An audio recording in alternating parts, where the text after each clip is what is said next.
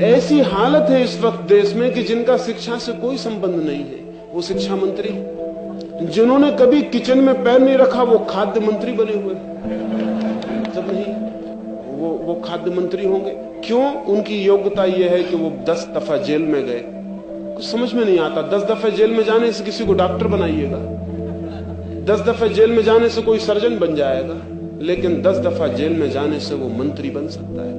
मंत्री क्या सबसे अयोग्य काम है? इसके लिए कोई योग्यता की जरूरत नहीं। इस वक्त हिंदुस्तान में अगर चपरासी भी होना हो तो एक विशेष योग्यता की जरूरत है, लेकिन प्रधानमंत्री भी मुल्क का होना हो तो किसी योग्यता की कोई जरूरत नहीं। सबसे अयोग्य काम जिसके लिए शिक्षित होने की, योग्य होने की, किसी तरह के विशेष ज्ञान की कोई जरूरत नहीं है, वो राजनीति। इसलिए राजनीति अशिक्षित, अयोग्य, जो कुछ भी ना कर सके, सब तरह से पंगु, बुद्धिहीन, उन सबका धंधा बन गया, उनका अड्डा वहां खड़ा हो गया। इससे मुल्क को बचाना पड़ेगा। आज अजीब हालत है। जो सोच सकते हैं, विचार सकते हैं, उनकी कोई आवाज नहीं। जो जोर से चिल्ला सकता है, मुक्का पटक के टेबल बजा सकता है, 10-5 आदमियों को किसी भांति राजी कर सकता है अपनों को कि ये बाबूजी हैं, नेताजी हैं कहने के लिए, वो आदमी जीत जाएगा, वो मुल्क में ताकत में पहुंच जाएगा, वो फिर बैठ जाएगा वहां। और एक अजीब जाल है जो बहुत हैरान करने वाला है। दिल्ली में मैं होता हूं तो देख के बड़ी हैरानी होती।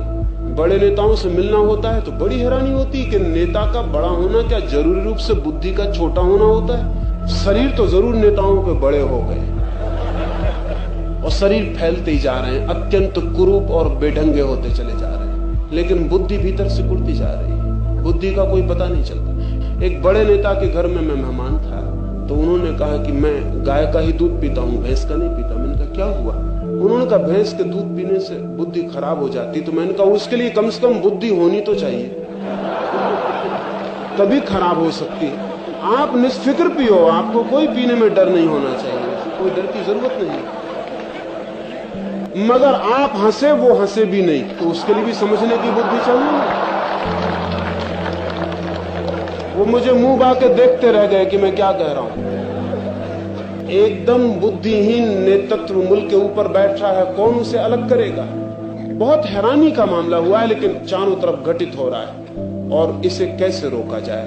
युवकों को राजनीति में भाग नहीं लेना चाहिए, लेकिन राजनीति पर गहरी नजर रखनी चाहिए, समझना चाहिए, पहचानना चाहिए, अध्ययन करना चाहिए। जब वो कल जिंदगी में भाग लेने आए तो जो भूल पिछली हमने 20 सालों में की है वो आगे ना हो, इसका बोध, इसकी मेहनत